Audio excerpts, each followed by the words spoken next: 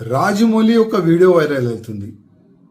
ఆ వీడియోలో ఆయన ఏం చెప్తుందంటే, నాకు హనుమంతు పైన విశ్వాసమే లేదు, మా అమ్మ నాన్నకి ఉన్నది కానీ నాకు లేదని ఆయన ఈ విధంగా మాట్లాడుతుండ్రు.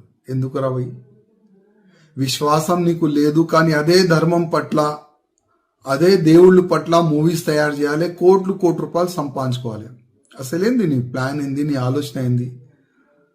అంటే ఆల్రెడీ ఇంకొక మూవీ తీస్తున్నావు వారణాసి, దాంట్లో మహేష్ బాబుకి తీసుకున్నావు.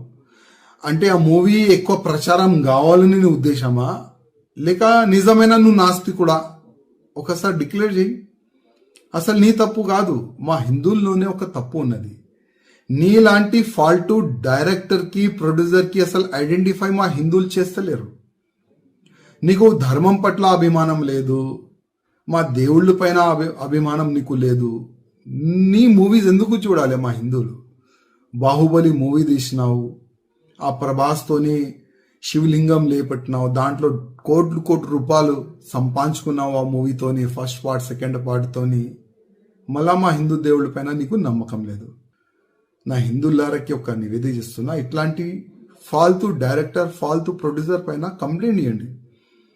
ఇట్లాంటి వ్యక్తులకి జైల్లో పడేస్తే అర్థమవుతుంది. హిందూ దేవుళ్ళ పైన కామెంట్ చేస్తే అసలు ఏమవుతుంది నా గతి. ఈ ఫాల్తూ డైరెక్టర్, ప్రొడ్యూసర్ తీసిన మూవీ ఎవరు కూడా చూడకండి.